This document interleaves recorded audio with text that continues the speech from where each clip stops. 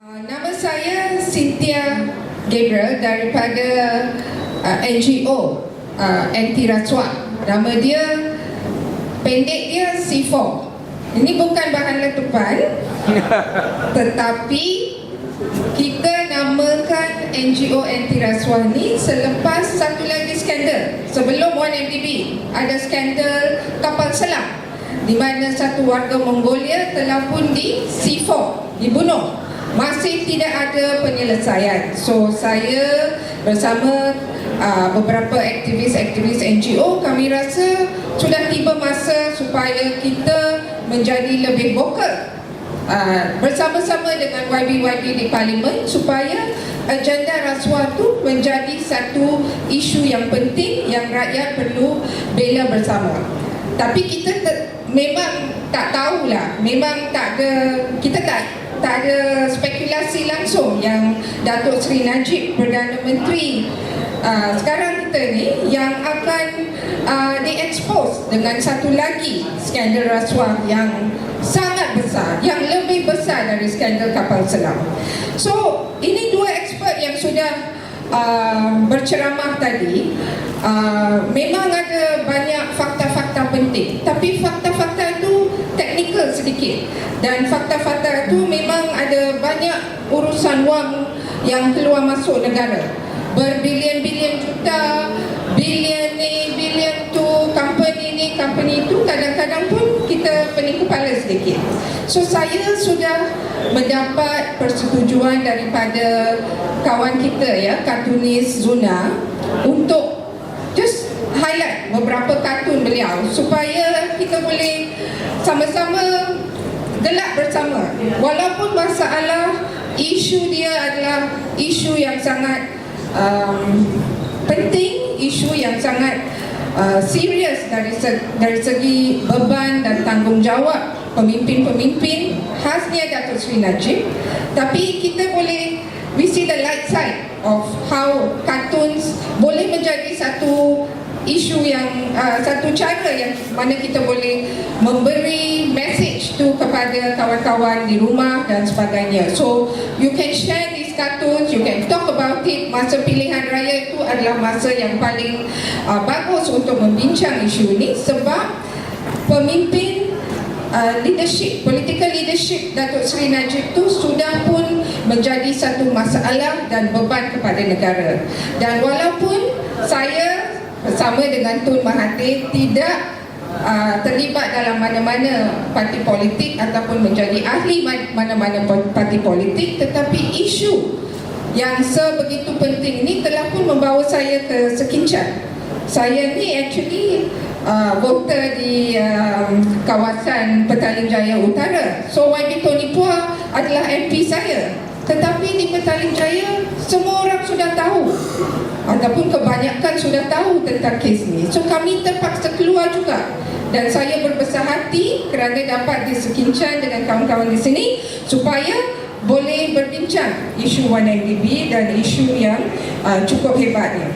So the main message is kita sudah tidak boleh accept kepimpinan seorang penipu dan seorang yang telah curi wang rakyat. He has to go. Kita sebagai rakyat kena bagi tahu Datuk Seri Najib sudah tiba masanya dia tidak boleh diterima lagi. Are we ready to tell him that? Yeah. Okay, very good. Okay, let's look at the first cartoon. This is so simple, it's going everywhere. Wang rakyat pergi sana, pergi sini. First was copy, lepas tu of course Zuna kata kita ni kangkung land, tetapi ramai juga kata kita boleh land. And then dia pergi ke berata-rata tempat, and then dia masuk ke dalam akaun peribadi Datuk Seri Najib. Adakah wang ni masuk ke akaun mana-mana kawan di sini? Ada? Tidak. Dia tidak masuk ke dalam akaun YB Tony atau YB Ong Kian Meng or my account. Tak ada. The 2.6 billion masuk terus ke dalam akaun Datuk Seri Najib. But he refused to answer directly, wang tu datang dari mana? Kawan-kawan percaya wang tu datang dari 1MDB ke? Mungkin. Okay, now ini gambar dia yang kita pernah dengar Panama Papers. Pernah kan di benua yang lain, di tempat yang lain tu, Panama Papers adalah satu expose juga, di mana orang-orang kaya tu simpan wang secara sembunyi. Secretly they keep their money. It's not wrong to be rich. It's not wrong to keep your money somewhere, tetapi it's wrong kalau you keep your money to do unlawful activities, to hide from tax, to buat mana-mana isu unlawful activity across the borders dan sebagainya. So Juna punya ni very simple. The image ni dia wang NDB tu kita sorok di Cayman Islands, di British Virgin Islands, di semua island yang nama-nama dia cukup canggih, tetapi these are tax havens ataupun these are pulau-pulau di mana ada bank-bank yang kita kata dalam bahasa English offshore banks, where we can keep the money there, the tax rates are low dan sebagainya.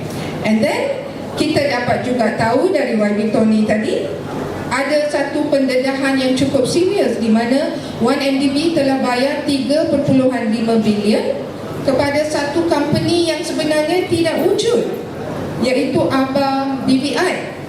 Dan Aba BBI tu nama dia sangat serupa dengan Aba PJS Limited di negara Arab. Tetapi 1MDB sekarang adakah sesiapa yang bertanggungjawab? Tidak. They just resign. The board of directors just resign because laporan PEC kata okay, better all of you to resign. Advisory board tak mau lagi dan sebagainya, tetapi tiada siapa pun yang mengambil tanggungjawab. Nobody has been charged, no action has been taken so far. But are we going to just accept this and keep quiet? No, it is our money. Please remember that. It's your money and it's my money.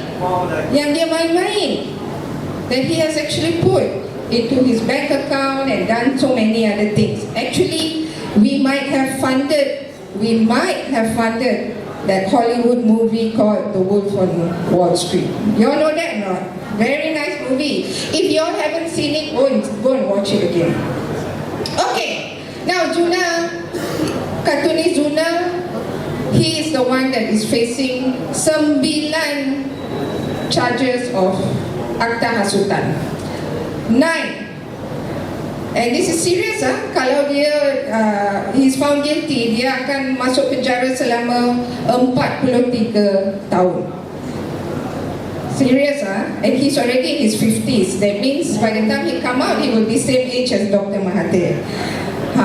Okay, now the joke here is that the people who express themselves in this country, they go to jail. The people yang tipu dan sebagainya, dia kebanyakannya masuk ke mana? Putrajaya. Tapi Juna kata Putrajaya. Okay, now the thing is, this is what it is. Kita punya ruang-ruang untuk express kita punya rasa tidak puas hati dan sebagainya semakin sempit, semakin tutup. Dan just 2-3 hari lalu kita sudah dapat tahu bahawa satu akta yang sangat drakonian, iaitu Akta Keselamatan Negara, Majlis Keselamatan Negara sudah pun digazet, tetapi tidak mendapat kebenaran daripada Majlis Raja-Raja. First time di mana satu akta macam ni yang memberi kuasa kepada Perdana Menteri untuk declare security zone, dan dia boleh buat apa-apa. They can take over the police, the military dan sebagainya to control us even more. Now kita mahu satu negara yang berdemokrasi, di mana checks and balance adalah satu kenyataan dalam sistem kepimpinan kita. But right now what we're seeing is to hide the 1MDB crimes and to hide all the corruption crimes. Ruang kita untuk kebebasan bersuara, untuk memberitahu rakyat apa yang sebenarnya berlaku is closing in. But we are not going to give up. We have to take the fight, and we have to hear Sekinchan voters make it very clear to Dato' Sri Najib that we do not want his leadership. Right? Yes. Okay. Now, one of the last cartoons. This one is the 6 countries. Now, as the 2 speakers already said, kebanyakan institusi kita seperti Bank Negara dan Auditor General dan SPRM semuanya telah melakukan siasatan, tetapi it's what you call siasatan yang tidak lengkap ataupun half-baked in English. It's not really a siasatan. Why? Because there's lack of transparency dan juga adalah banyak political pressure on these institutions to actually carry out their job. Now, CIFA works with SPRM quite a lot on issue as well. Although we are critical of some of the work that they do, we also work with them on many other areas. And they have also informed us that it has been an incredibly difficult process to investigate the top man because there's so much political pressure. Kamu ingat tak, during the height of the investigation, ada beberapa pegawai yang ditransfer keluar? So serious, you know. Not just that, because of some leak or potential possibility that some information got leaked from SPRM, the police went in, they raided SPRM punya investigation unit, and they arrested the director of SPRM at that time. How can you do that bila institusi itu sedang tengah-tengah dalam proses menjalankan penyiasatan? This is unprecedented, the kind of power and abuse of power that's taking place. And then you get Bank Negara pula. Bank Negara, as YB Tony Puas said, okay, after you pay the fine, Bank Negara tutup case. Tetapi in Singapore, dia tutup bank. Can you see the timing of the thing? And here in the mainstream media, it is all blank. It is totally blacked out. You hardly get any news of one MDB coming out consistently. Of course, if you read Malaysia Kini or you read all those online news, maybe you can still follow some things. Tetapi for the majority of the public, the media has been one of the biggest casualties. Ingat tak the business newspaper The Edge? The Edge was bulan February masa tu was suspended because they were the ones that were accused of leaking the information dan sebagainya. Now this image here on the OSA, Zuna panggil Corruption Protection Act. Actually, this is Official Secrets Act, and this is one of the main problems in our country. Almost everything is an official secret. Even Auditor General's report, supposed to report to Parliament, also official secret. So dia buat kerja, dia tukus lumus, investigate, call this person, call that person. In the end, he cannot make his report public.